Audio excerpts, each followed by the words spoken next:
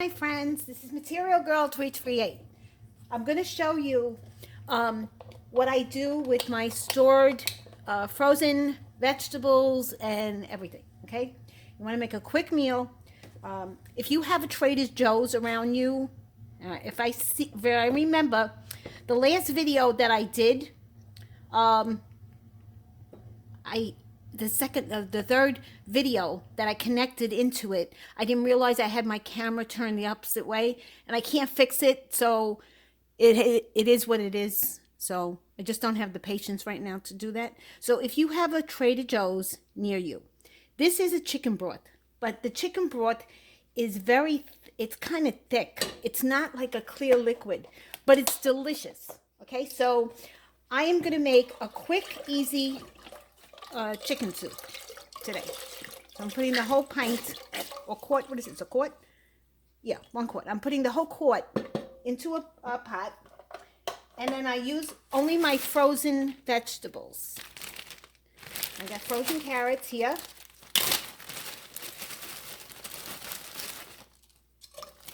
Carrots. And I freeze, like I told you, I freeze everything. These are tomatoes. Just wash them, dry them, and you freeze them.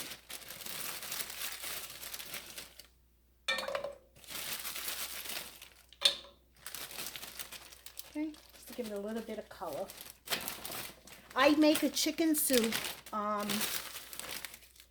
don't know if I've really done it, because the chicken soup that my grandmother used to make and my mother used to make had meatballs, the baby meatballs in it, and you can't believe how good it is. So this is frozen celery. I'm going to add the whole thing. And what I have is, I have some frozen chicken pieces that I'll show you. I'm waiting for the saran wrap. Okay, so when we go to like Costco, or you can go to BJ's, they have the whole chickens, or wherever you go, you see the whole chicken. It's only me and my husband, so we don't eat the whole chicken. So whatever's left over, I cut up and I shred it, and then I put it in saran wrap, and I save it for another meal. Now, you could also use it. You don't have to make it for chicken soup, but I love chicken soup. You can use like these chickens for fajita, any meal, rice and chicken. Okay, so I'm putting those frozen pieces in, and I just want to take my Ziploc bags, because I rewash them and I Clorox them, and then I rewash them again, because the girls gotta save money, right? Okay, and I'm missing one more thing, which is my parsnips. I gotta find my parsnips. I love my parsnips. If you see parsnips, if you don't know what it is, when you go shopping, I don't know where you shop, but it's a root vegetable. It looks like a carrot, and it's white.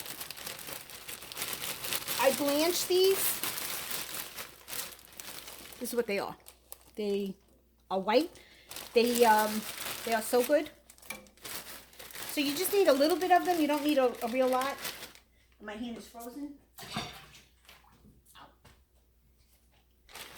And what I do is I peel them, and then I chop them in the same, size cubes, and I blanch them. I blanch them for 1 minute, and then I put them in my salad spinner. Let me stop making noise so you can hear me.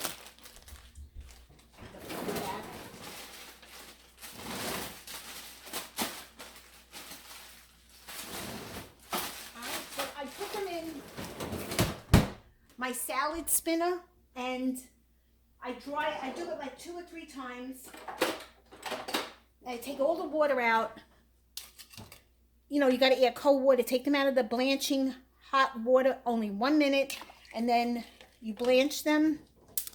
After you blanch them, you put them in ice cold water to cool it down so it stops cooking. And then I do it like 2 or 3, maybe 4 times. Just make sure all the water's out. And then I Ziploc them, and I put them in the freezer. And then the next day, I go into the bag. I go into here and I go like this and I loosen them, okay? I got the camera really close to the pot because I really want you to see what I'm doing. And, you know, I loosen them and then I transfer them to my food saver. And I use the food saver bags. And these last a long time, okay? So far I put the broth in, I put celery in, I put parsnips in, I put the frozen tomato in, I put carrots in. Gonna add a little bit of parsley. I love chicken soup. I love chicken soup. Did I tell you I love chicken soup? So, also what I add is, and I hope I have it here.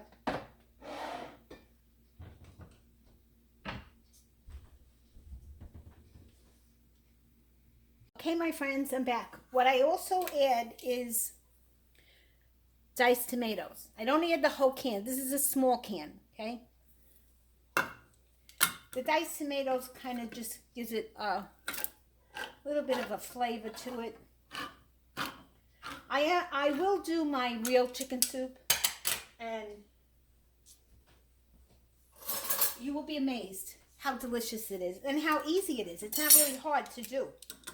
It's the meatballs, and it's all the fresh ingredients. And when I make it, I will definitely put a video in. Okay, so I'm just going to add a little bit of the tomatoes. It gives it like a nice orange color. I got a little can left, so I'll add the whole can. I always do that. So, gonna let this come to a boil, and then I'm gonna simmer it, and I want all this chicken to dissolve, and it's a quick meal. And what I do is I serve this with the little bow macaroni, and I'll show it to you. This is the macaroni in little baby bow ties. I'm sure you see this in the grocery store, depending on what part of the United States you're in. I don't know if you're in another country and you're watching these videos.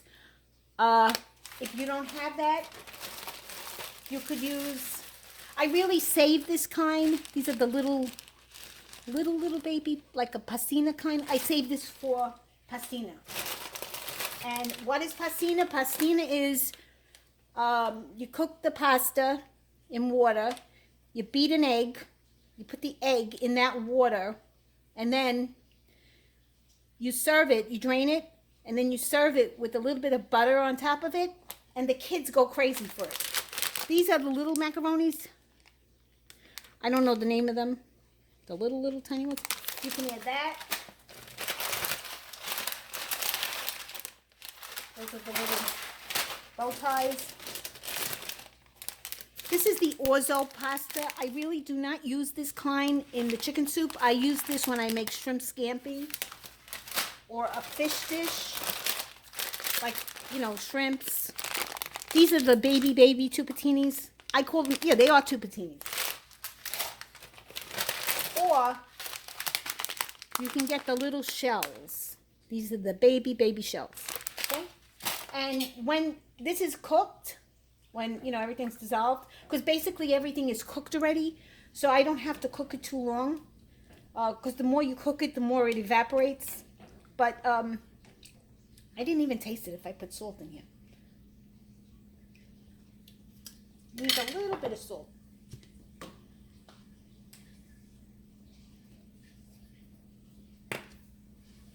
So when I cook it, when I do this, I add the pasta separately because the pasta absorbs all the juice and you won't have no chicken soup left, okay? So this is going to cook on low. I'm going to cover it and I serve it over the pasta with, of course, my Lucatelli cheese or Pecorino Romano, only imported from Italy. No store-bought Kraft cheese. No self-respecting cheese lover buys that cheese ever. And remember, No oregano when you're making sauce. Only basil. Okay? I have some people telling me that they add oregano to the sauce. No, the only time you add oregano is when you're making a pizza. You know, when you make a pizza and you pour the oregano over the pizza sauce, because it gives it that unique flavor. But or else oregano kills the sauce. Okay? All right, I'll let you see when this is finished. And it's breaking apart nicely. And this is a great dish. It's filling. And if you have a family, you got kids, and it's very healthy for you. Okay? All right, my friends. I'll show you the final dish when it's ready.